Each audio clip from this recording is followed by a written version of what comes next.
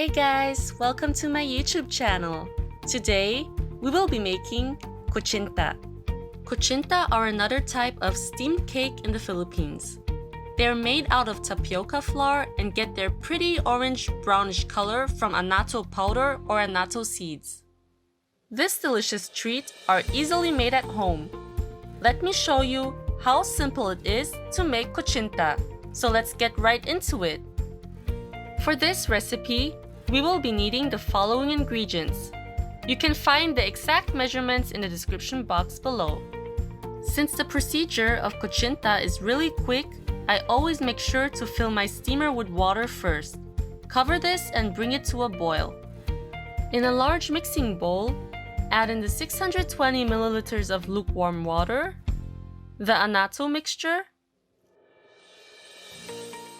1 teaspoon of lye water, and 300 grams of brown sugar.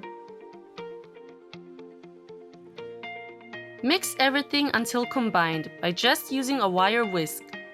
Please don't leave out the lye water in this recipe, or else your Kutsinta won't get that springy and chewy texture. Now we can add in the 150 grams of tapioca starch.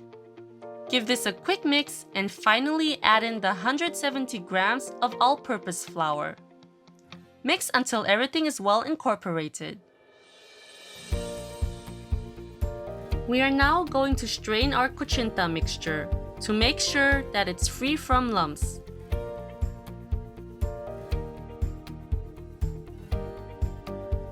I am now going to grease my molds. I'm using the mold 308, which I think are size large. Make sure to just grease them lightly. I'm using vegetable oil, but you could also use coconut oil instead. Once your water starts to boil, turn the heat down to medium-low. Make sure to mix the Kutsinta mixture first before filling them into your molds, since the starch will set at the bottom of the bowl. I'm filling them a 1/4 cup full. Make sure to cover the lid of your steamer with a clean kitchen towel to prevent the water from dripping onto the Kutsinta. We are going to steam this for about 25 to 30 minutes or until a toothpick inserted in the center comes out clean. My Kutsinta are done steaming.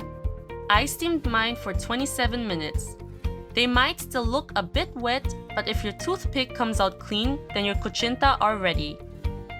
Let your Kutsinta cool down completely before removing them from the molds.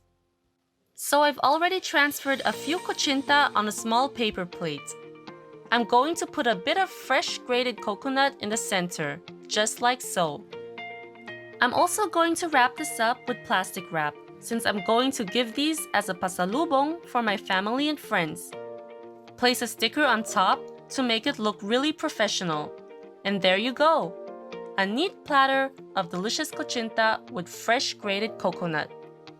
Let me show you how easy these are to remove from the molds. Just take a wooden skewer or a toothpick and gently lift up your Kutsinta. You can directly place them on a serving plate without touching them. I personally like to flip them over like this, but you could also flip them the other way around. So this is my version of Kutsinta.